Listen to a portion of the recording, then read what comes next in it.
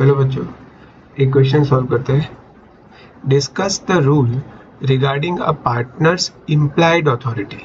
Implied authority मतलब कि एक ऐसी अथॉरिटी जो इम्प्लाइड है। इम्प्लाइड मतलब इशारों इशारों में, बिना कहे, बिना बोले, बिना लिखे वो अथॉरिटी उस पार्टनर के पास है। मतलब कुछ बोलने की ज़रूरत नहीं है, लिख के देने की ज़रूरत नहीं है, बिना बोले ही समझ सकते हैं कि ये अथॉरिटी तो पार्टनर के पास है। कौन सी अथॉरिटी?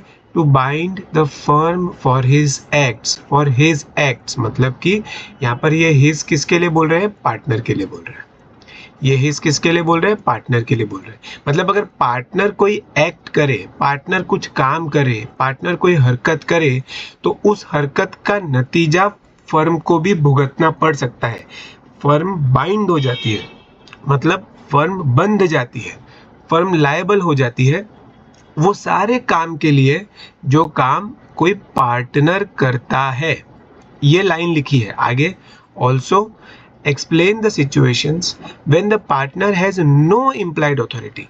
मतलब कि क्या पार्टनर मन मर्जी में आए वो सब काम कर सकता है क्या? क्या वो सारे काम के लिए जो फर्म होगी वो लायबल मानी जाएगी क्या? ये तो गलत होगा। पार्टनर अगर कोई ऐसा काम कर रहा है जो उसके राइट्स में ही नहीं है, जो पहले से लिखा गया है कि ये तो आप बिना पूछे या बिना कहे कर ही नहीं सकते, तो फिर भी अगर वो पार्टनर वो सारे काम कर देता है तो फर्म लायबल नहीं होगी।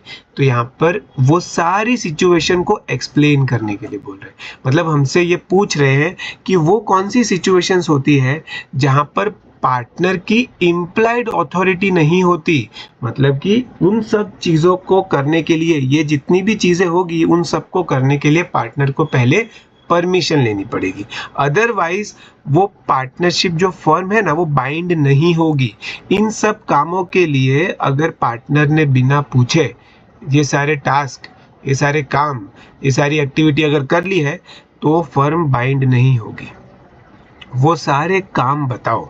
सो बेसिकली इस एक क्वेश्चन में दो क्वेश्चन पूछे गए। पहले तो ये पूछा गया है कि इस जनरल जो रूल है कि कोई पार्टनर अगर कुछ काम करे तो वो उसकी इम्प्लाइड अथॉरिटी के अंदर है कि वो जो भी काम करे उससे पार्टनरशिप फर्म बाइंड हो जाती है। इसको डिस्कस करना है। तो हम सबसे पहले याद करने की कोशिश करते हैं कि implied authority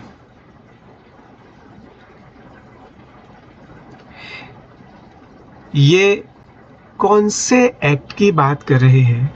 Indian partnership act 1932 की बात कर रहे हैं।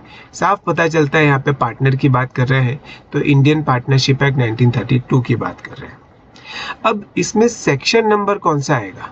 तो सेक्शन नंबर याद करने के लिए, इसका वर्ड याद करने के लिए हमें यहाँ फोकस करना चाहिए। इम्प्लाइड, इम्प्लाइड तो अपन ने क्लास में क्या सोचा था? इम्प्लाइड मतलब इशारों में। यानी कि हम कभी कभी इशारों इशारों में किसी को कोई टिप देते हैं ना।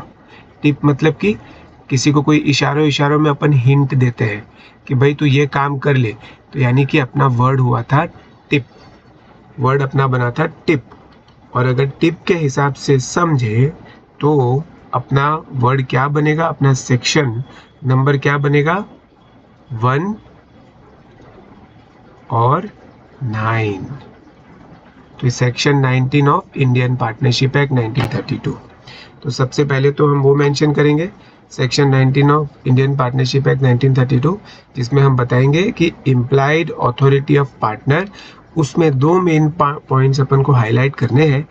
Act of the partner binds the firm, और दूसरा act must be done in firms name. मतलब कि जो भी काम किया गया है वो फर्म के नाम पे किया जाना चाहिए। मतलब कि जैसे राजेश करके कोई बंदा है, वो पार्टनर है, ठीक है।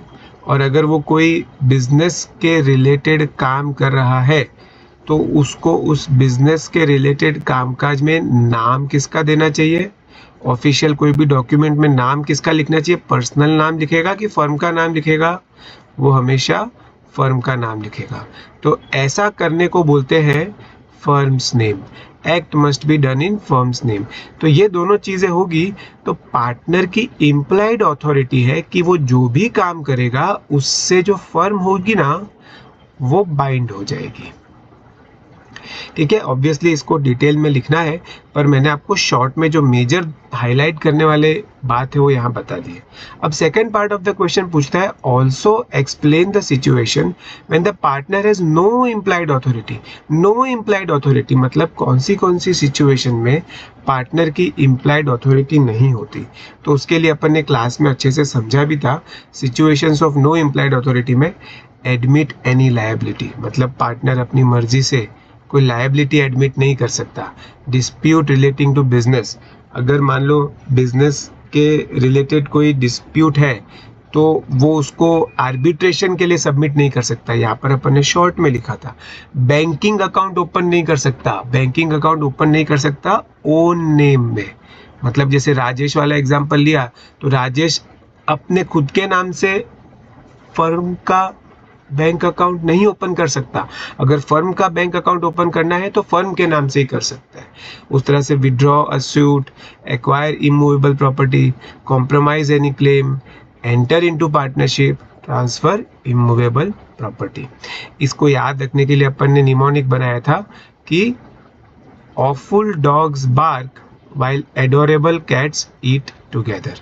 तो ये सारे निमोनिक्स को भी आप याद रखिए, इससे आपको ये जो पॉइंट्स वाले आंसर्स है वो अच्छे से याद रह जाएंगे। इसका स्टैंडर्ड आंसर भी मैंने व्हाट्सएप पे डाला है, आप उसे डिटेल में चेक करिए।